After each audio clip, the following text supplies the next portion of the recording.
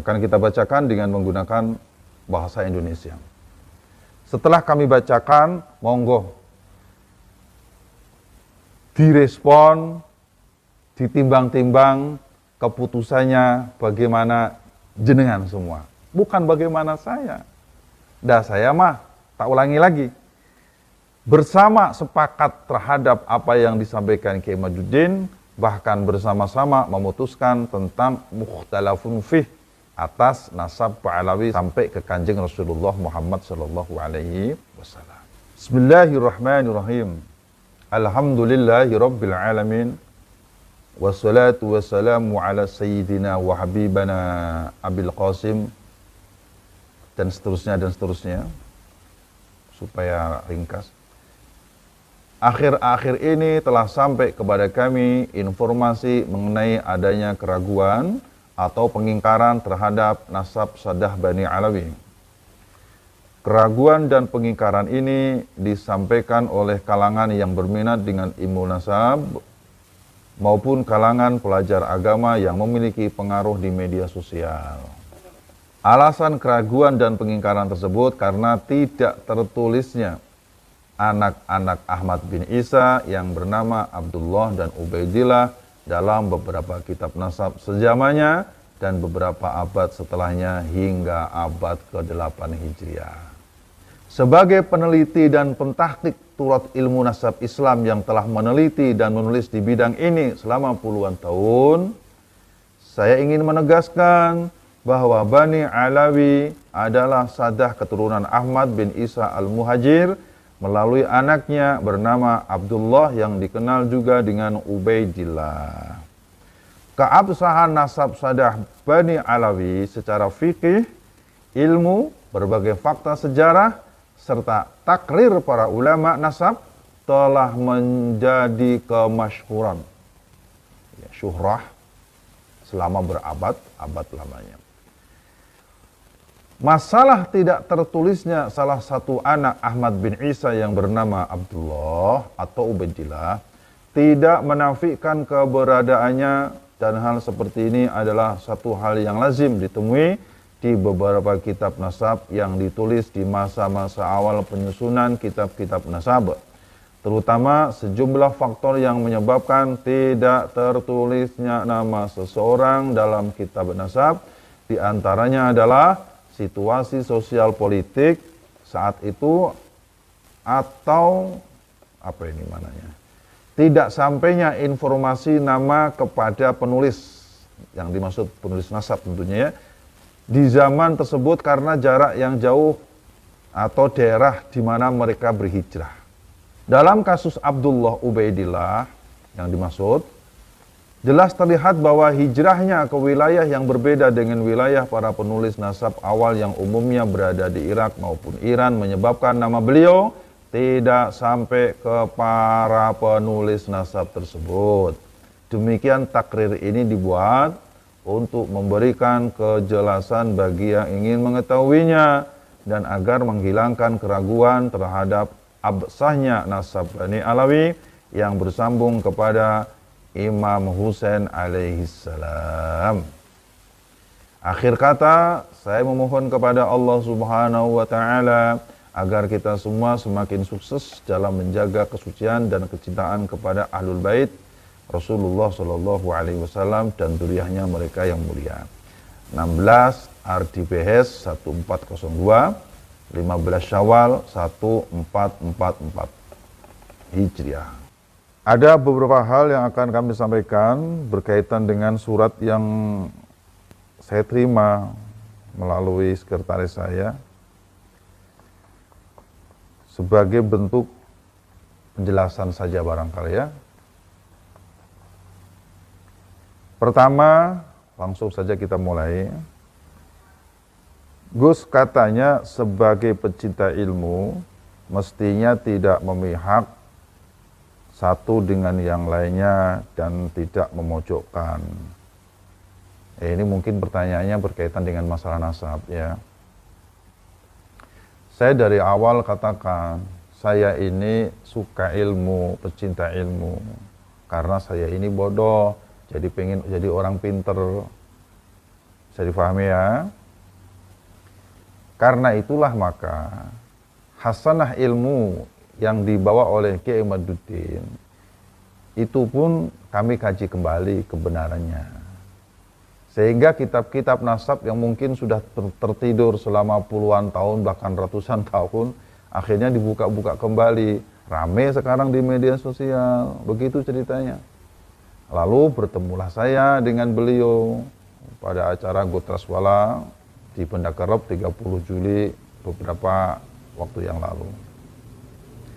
Awalnya juga tidak serta-merta kita langsung satu hati, satu kata, sepakat saya sekata. Enggak, ini pun melalui proses yang panjang.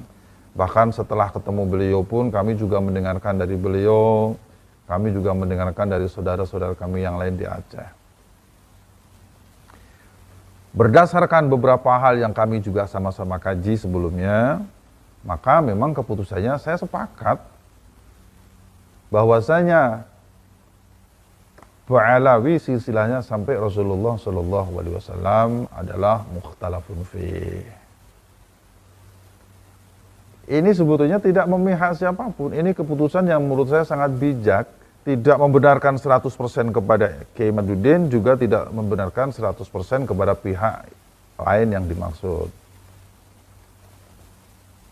Kemudian yang berkaitan dengan memojokkan, saya tidak memojokkan siapapun. Video yang kemarin diunggah oleh beberapa kawan-kawan kita yang berkaitan dengan kitab Al-Qur'an, itu saya sampaikan apa adanya. Pada halaman yang kami maksud, 108 ada, 112 ada, 115 ada, 117 ada kalau tidak salah. Tidak kurang, tidak lebih. Kalau kurang saya malah dusta. Kalau lebih juga nanti jadi manipulasi. Tidak. Apa adanya kami sampaikan. Adapun rasa kasihan yang kami maksudkan kepada Bani Alawi sampai hari ini adalah ketika saya melihat video yang dikasihkan oleh sekretaris saya tentang seseorang dari Bani Alawi, Fulan bin Fulan, yang membuat video yang isinya memang salah satunya adalah skenario yang dia bikin. Kalau mau orang-orang Indonesia memulangkan saya, mengusir saya. Nah itu menurut saya ini sesuatu yang memang gak wajar. Kenapa itu dibikin? Sehingga saya melihat dari segi psikologi, kayaknya ini ada yang gak pas. Ya kalau tidak boleh dibilang stres, ada sesuatu saja yang kurang pas. Sehingga video yang harusnya tidak ada menjadi ada. Tidak harus ada. Sebab tidak ada satupun di antara siapapun yang saya lihat sampai hari ini bermaksud untuk mengusir siapapun. Tidak ya. Jadi sebetulnya kalau sering dibahas, saya malah kasihan. Kasihan itu bukan apa-apa. Satu, salah 100% belum tentu, benar 100% juga belum tentu. Tapi kan yang hari ini terjadi di medsos kan dibully habis-habisan mereka. Jadi kalau kita bahas lagi, ya habis waktu kita untuk bahas sesuatu yang memang masih debatable. Makanya disebut dengan mukhtalafun fih. Karena mukhtalafun fih, maka kewajiban bagi orang yang merasa dirinya kurang berkenan untuk menunjukkan bukti-bukti kuat sehingga hujahnya bisa mengalahkan hujah yang diputuskan di Benda Kerep yang tadinya diragukan menjadi sahih. Bisa difahami ya? Alhamdulillah. Yang berikutnya, Gus di video yang berkaitan dengan kitab Al-Ghurrar disebut sebagai dusta. Ya tunjukkan saja dustanya di mana. Sekali lagi kan kitabnya jelas, halamannya jelas. Referensinya saja yang tidak Gus sebutkan. Ya waktunya habis dong kalau menyebutkan bla bla bla bla. Itu adalah ranah beliau yang kira-kira merasa kurang nyaman dengan video begitu. Sehingga hasanah ilmu itu terus berkembang. Itu ya kalau mau merasa kurang lengkap ya dilengkapi oleh beliau saja. Tidak ada yang salah itu. Tidak ada yang salah. Yang kami sampaikan tidak mengurangi, tidak menambahkan. Bisa difahami ya? Alhamdulillah. Kalau masalah referensinya kurang kuat, monggo diperkuat saja. Yang pasti yang kami bahas ini adalah kitab nasab, bukan kitab sejarah. Semua penulisnya ahli nasab, bukan ahli sejarah. Pertanyaan berikutnya adalah, saya dengar dulu Gus pernah memiliki surat yang menunjukkan tentang keabsahan dzurriyyah Nabi dari seseorang yang ada di Iran. Memang dulu kalau tidak salah pernah kita sampaikan ya. Pernah kita sampaikan. Dan kalau tidak salah juga pernah diupload belum? Suratnya yang dari Syekh Sayyid Mahdi Ar-Raja'i belum ya? Belum. Hari ini kita upload. Sekarang kita upload ya. Kita akan upload, saya akan bacakan. Saya pernah menerima surat dari Sayyid Mahdi Ar-Raja'i. Beliau termasuk pentahqiq ilmu nasab, kitab-kitab nasab ya. Salah satunya yang pernah beliau tahqiq adalah kitab Umdah Thalib, dan juga ada kitab Asy-Syajarah Mubarakah. Beliau ini salah satu murid daripada Ayatullah Sayyid Muhammad Mar'ashi. Ini perlu kami sampaikan, bukan berarti saya membela A, membela B. Saya tidak membela A, tidak membela B. Tidak serta membenarkan si A, tidak serta menyalahkan si B. Saya adalah sebagai pencipta ilmu. Sebagai pencipta ilmu, maka hasanah ilmu apapun, termasuk ilmu yang datang ini, suratnya dari Iran, ini pun akan saya bacakan. Kenapa demikian? Supaya rame dunia ini, daripada diramaikan dengan hal-hal yang tidak ada nilai positifnya. Kalau diramaikan dengan hasanah ilmu kan rame. Dan saya senang itu. Jangankan ilmu hal, ilmu nasab, ilmu macam-macam.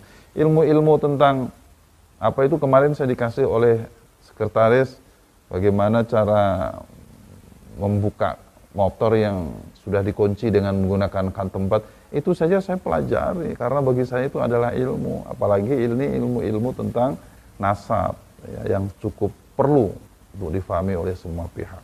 Silakan di close suratnya, akan kita bacakan dengan menggunakan bahasa Indonesia. Setelah kami bacakan, monggo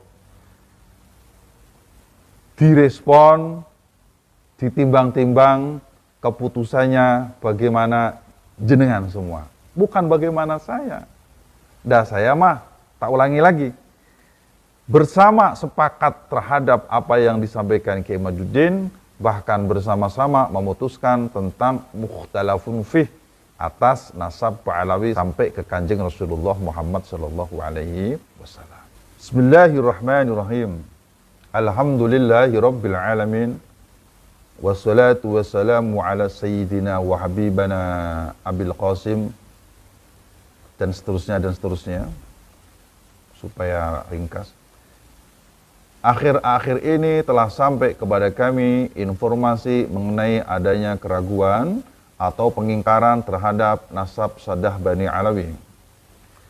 Keraguan dan pengingkaran ini disampaikan oleh kalangan yang berminat dengan ilmu nasab maupun kalangan pelajar agama yang memiliki pengaruh di media sosial.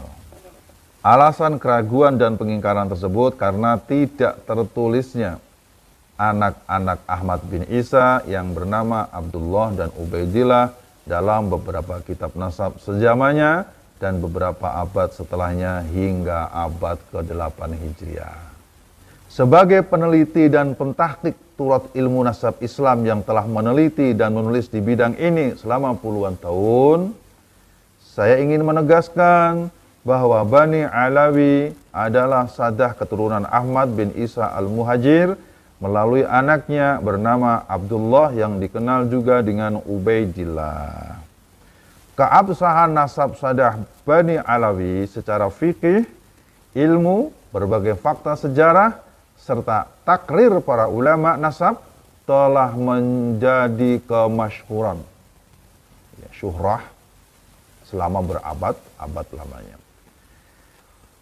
Masalah tidak tertulisnya salah satu anak Ahmad bin Isa yang bernama Abdullah atau Ubaidillah tidak menafikan keberadaannya, dan hal seperti ini adalah satu hal yang lazim ditemui di beberapa kitab nasab yang ditulis di masa-masa awal penyusunan kitab-kitab nasab, terutama sejumlah faktor yang menyebabkan tidak tertulisnya nama seseorang dalam kitab nasab.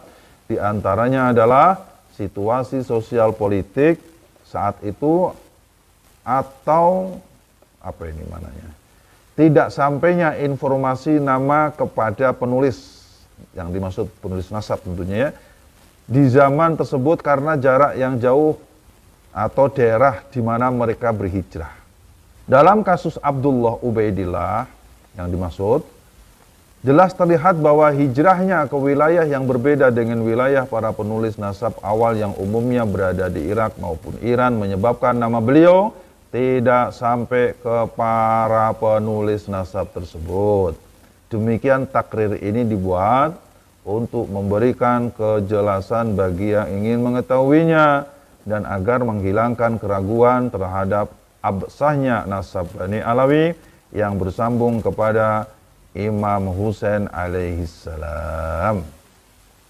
Akhir kata, saya memohon kepada Allah Subhanahu wa Ta'ala agar kita semua semakin sukses dalam menjaga kesucian dan kecintaan kepada Ahlul Bait Rasulullah Shallallahu Alaihi Wasallam dan dzurriyyahnya mereka yang mulia. 16 RDPS 1402, 15 Syawal 1444 Hijriah, beberapa waktu yang lalu tentunya. Nah, surat yang tadi saya baca itu ditulis oleh Sayyid Mahdi Roja'i. Beliau salah satu ahli nasab terkenal ya di Irak. Mungkin sudah mendunia namanya karena beberapa kitab pernah beliau tulis. Saudaraku yang budiman yang dirahmati oleh Allah Subhanahu wa Ta'ala, saya teruskan pertanyaan yang berikutnya. Gus, apakah Gus adalah pencinta dzurriyyah Nabi? Saya sangat mencintai dzurriyyah Nabi. Barangkali mungkin sebelum saya lahir kali. Karena leluhur-leluhur saya sangat mencintai dzurriyyah Nabi. Yang berikutnya adalah, Gus, apakah Gus adalah dzurriyyah Nabi? Saya tidak pernah mengaku saya dzurriyyah Nabi. Jauh. Gak pantas ya, saya mah orang banyak dosa dan maksiat. Dzurriyyah wali aja juga rasanya tidak pantas. Yang pasti saya hari ini adalah Rois Am, pengurus besar Forum Silaturahim Dzurriyyah Wali Songo. Itu yang sudah pasti. Yang pasti saya adalah Ketua DPW Ikatan Pesantren Indonesia Provinsi Jawa Barat. Itu yang sudah pasti. Yang pasti saya mengurus, mendidik anak-anak di pesantren saya, Darul Ma'rifah. Itu sudah pasti. Ya.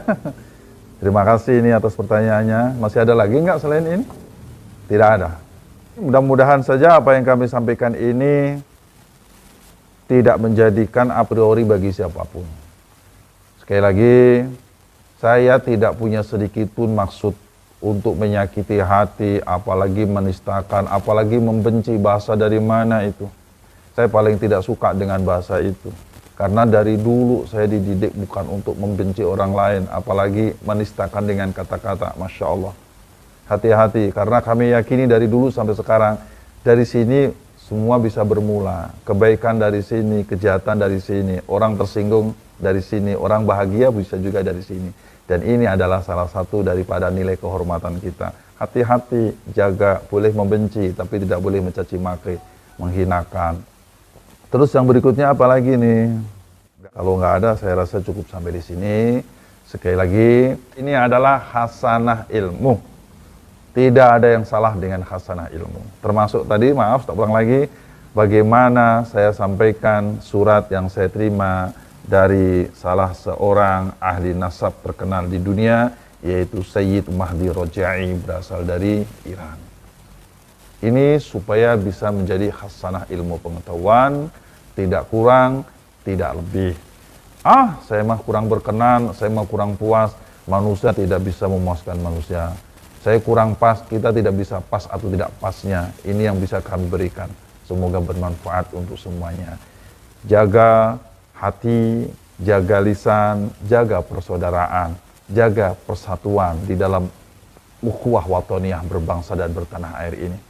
Dan ingat pula, jangan sampai kita ini terprovokasi menjadi perpecahan-perpecahan yang tidak ada berarti. Coba disimak gerak pesan kemerdekaan saya di channel YouTube yang sebelum ini. Itu pesan saya, semoga tetap semangat, untuk menjadi pribadi-pribadi yang baik seiring dengan perjalanan waktu, seiring dengan perjalanan umur kita. Terima kasih. Subhanakallahumma bihamdika, wasyhadu an la ilaha illa anta